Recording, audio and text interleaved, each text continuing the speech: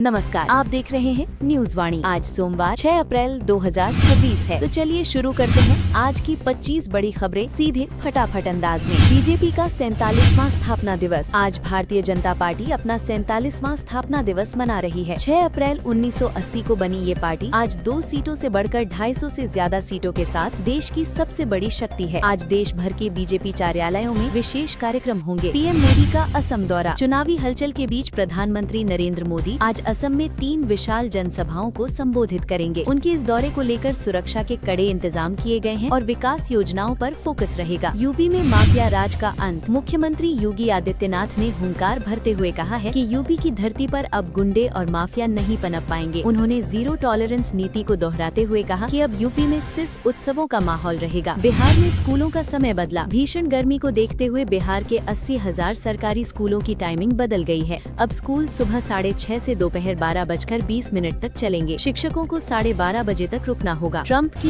Iran को नर्क बनाने की धमकी। अमेरिकी राष्ट्रपति डोनाल्ड ट्रंप ने ईरान को अल्टीमेटम दिया है कि वो हॉर्मुज जलडमरू मध्य को खोल दे, वरना मंगलवार को नर्क जैसी तबाही मचेगी। ट्रंप ने 7 अप्रैल तक की डेडलाइन दी है। ईरान का पलटवार। ट्रंप की धमकी पर ईरानी स्पीकर ने कहा है कि अगर अमेरिका ने हमला किया तो वो पूरे मिडिल ईस्ट को अमेरिका के लिए नर्क बना देंगे। युद्ध के 37वें दिन तनाव चरम पर पहुँच गया है। CIA का सीक्रेट ऑपरेशन। अमेरिकी खुफिया एजेंसी CIA ने ईरान के पहाड़ों में छिपे अपने पायलट को 36 घंटे के भीतर रेस्क्यू कर लिया है। ट्रंप ने इसे इतिहास का सबसे सफल रेस्क्यू ऑपरेशन बताया है। यूपी में शिक्षक भर्ती का रास्ता साफ। यूपी के युवाओं के लिए खुशखबरी है। योगी सरकार जल्द ही 24,000 पदों पर शिक्षक भर्ती के लिए ई-अधियाचन पोर्टल लॉन्च करने जा रही है। अगले सप्ताह से प्रक्रिया शुरू हो सकती है। कानपुर में खेल महाकुंभ। आज से कानपुर की CSJMU यूनिवर्सिटी में राष्ट्रीय खो खो प्रतियोगिता शुरू हो रही है। 10 अप्रैल तक चलने वाले इस इवेंट में देश भर के 870 खिलाड़ी अपना दमखम दिखाएंगे। छत्तीसगढ़ में गांव चलो अभियान। नक्सलवाद को खत्म करने के लिए मुख्यमंत्री विष्णुदेव साय आज से गांव चलो अभियान की शुरुआत कर रहे हैं। सरकार ने इसे नक्सलवाद के खात्मे का अंतिम चरण बताया है। मौसम विभाग का ऑरेंज अलर्ट। उत्तर प्रदेश, बिहार और दिल्ली समेत 9 राज्यों में आज भारी बारिश और आंधी का अलर्ट है। राजस्थान के 13 जिलों में ओले गिरने की संभावना है, जिससे किसानों की चिंता बढ़ गई है। LPG संकट पर सरकार की अपील। पश्चिम एशिया संकट के बीच भारत सरकार ने लोगों से अपील की है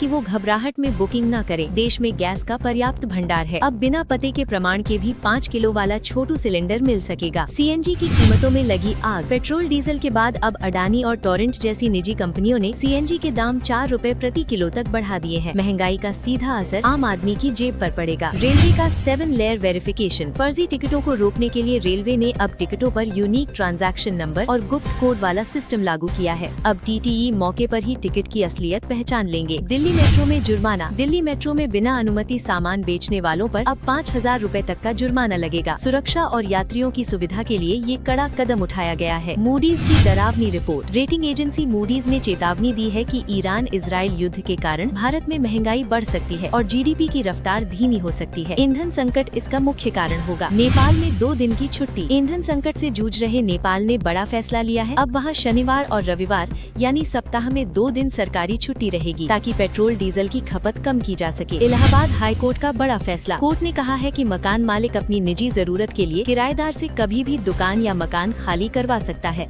इस फैसले से मकान मालिकों को बड़ी राहत मिली है। मिलावटी खाने पर संसद की रिपोर्ट। FSSAI की रिपोर्ट के अनुसार भारत में 17.5% फूड सैंपल फेल पाए गए हैं। खाद्य पदार्थों में मिलावट का स्तर चिंताजनक है, जिस पर सरकार सख्ती करने की तैयारी में है। मुफ्त की रेवड़ियों पर कर्ज का बोझ। एक रिपोर्ट के मुताबिक लाडली बहना जैसी योजनाओं के कारण मध्य प्रदेश जैसे राज्यों पर कर्ज का बोझ रेड लाइन पार कर गया है।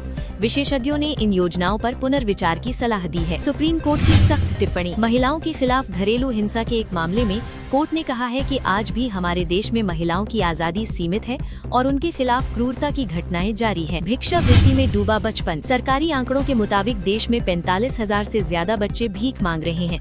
इसमें उत्तर प्रदेश 10,000 बच्चों के साथ पहले और राजस्थान दूसरे नंबर पर है। नकली दवाओं का भंडाफोड़। यूपी के मुजफ्फरनगर में पिछले 15 साल से चल रही नकली दवाओं की फैक्ट्री पकड़ी गई है। पुलिस ने 2 करोड़ की दवाइयां और 2000 किलो कच्चा माल जब्त किया है। सलमान खान के फटे जूते। सोशल मीडिया पर सलमान खान के फटे जूते चर्चा में हैं। हालांकि बाद में पता चला कि ये कोई मजबूरी नहीं, बल्कि लाखों की कीमत वाले लग्जरी फैशन शूज हैं। गोल्ड मेडल जीतकर रचा इतिहास। बिना हाथ पैर वाली भारतीय खिलाड़ी पायल नाग ने पैरा तीरंदाजी में विश्व चैंपियन को हराकर स्वर्ण पदक जीता है। उनकी ये जीत पूरे देश के लिए प्रेरणा बन गई है। तो ये थी आज की 25 बड़ी खबरें। देश, दुनिया और अपनी प्रदेश की खबरों के लिए जुड़े रहिए न्यूज वाणी के साथ। वीडियो को लाइक करें, शेयर करें और सब्सक्राइब करना न भूलें।